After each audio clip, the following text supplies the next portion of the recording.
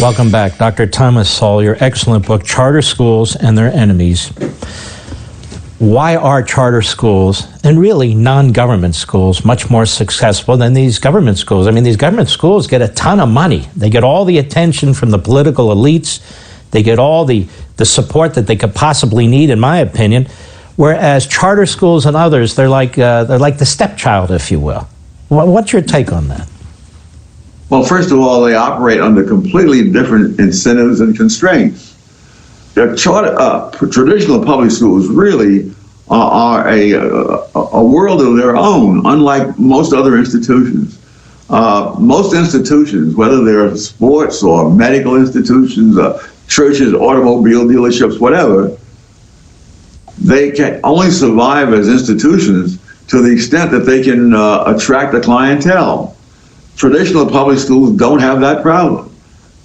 Compulsory attendance laws automatically supply them with a clientele, whether the clientele wants to be there or not. And giving each school, its own geographic, a monopoly in its own geographic area means that they don't even have to compete among themselves. And competition is enormously important because human beings are so fallible. If you insulate people from paying the price of being wrong, you're going to get a lot of wrong things done. And in particular, you're going to get institutions being run for the benefit of those who run the institutions rather than the clientele that they're supposed to be designed for to help. In the case of the charter schools, it's like so many other businesses or institutions.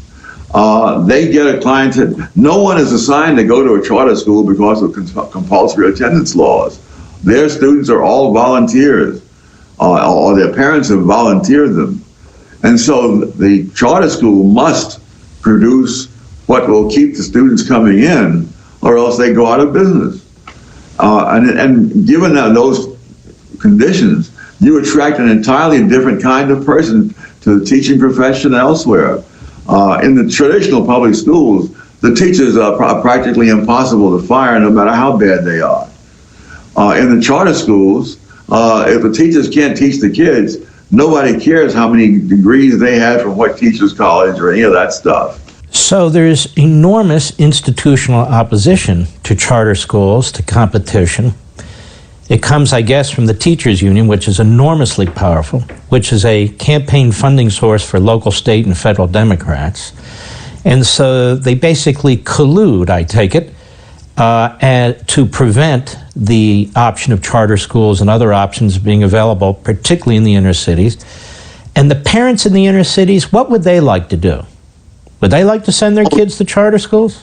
In New York City, for example, there are 50,000 students in traditional public schools but on waiting lists to get into charter schools.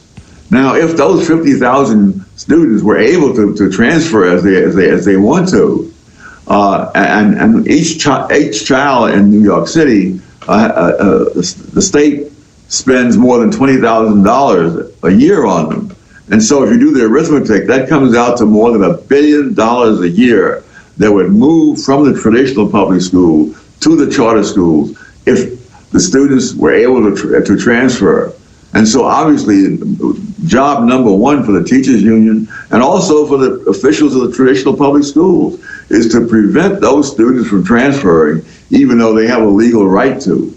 And one of the ways of doing that is simply to have a fixed number of charter schools set up beyond which they cannot go. And so we were in the situation last year where the federal government gave the Success Academy charter schools more than $9 million. And ordinarily they just go ahead and expand into other buildings and so on. But because they're up against this arbitrary number, they can't do much. Among the other ways, in many cities, especially where the population has gone down over the years, there are vacant schools, completely vacant, that have been vacant for years.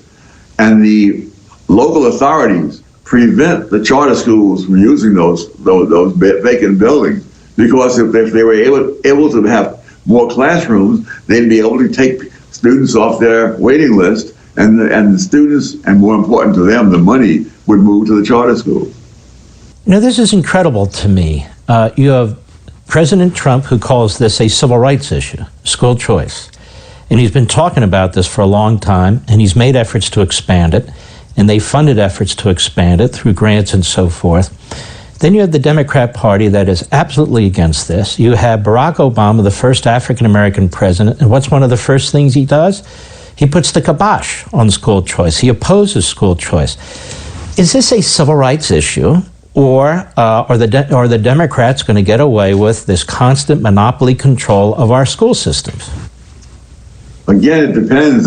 Just recently, Joe Biden has said that to the teachers' unions that when he becomes president, teachers will be the #1 priority in the schools, which is an extraordinary statement when you think about it. Children are supposed to be the #1 priority. If you have situations where the main thing is that teachers have ironclad tenure on their jobs, and there are all kinds of horror stories that can be told if we have the time, then they have no incentive. They get paid regardless of whether their students learn or not. In the charter schools, particularly the successful ones, teachers who get good results from the students move up, and the ones who don't move out. Do you think, I'm not generally a fan of antitrust laws, but do you think they should be applied to public sector unions? Because I'm thinking they should. I mean, if they're going to be applied throughout our society on the business and corporate side of things, if one toaster company wants to buy another toaster company, it has to be reviewed by the Department of Justice and the Antitrust Division. And yet when it comes to the teaching of our children, we've got this iron-fisted control over these school systems, and I'm not sure how else we can break through. I mean, as you quote Biden, the teachers' unions have the run of the place. Yes. Unfortunately, I'm not a legal authority, but I believe some years ago there was a law, maybe a century or more ago, that said that that unions are not for legal purposes. That's right.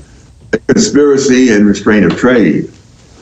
And so that way it's not going to go. But if they would just make the charter schools have equal treatment, that is, when there are students, you provide classrooms for them. In New York City, for example, a study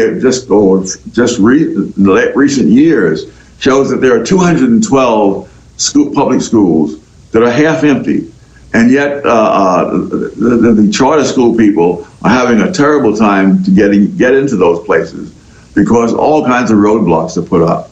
In some parts of the country, empty schoolhouses have been demolished to make sure that charter schools can't get in there. There just needs to be a way to bring a liberty agenda, some kind of agenda into the inner cities that are controlled by these parties and controlled by these forces for half a century. And you're right about the antitrust laws. The unions were specifically exempted. I just think they got to update them to reality of what's going on in this country today. When we return, isn't it true, Dr. Sowell, that we also have towns and states passing legislation to make it more and more difficult as a fundamental legal matter to have competition in charter schools? We'll be right back.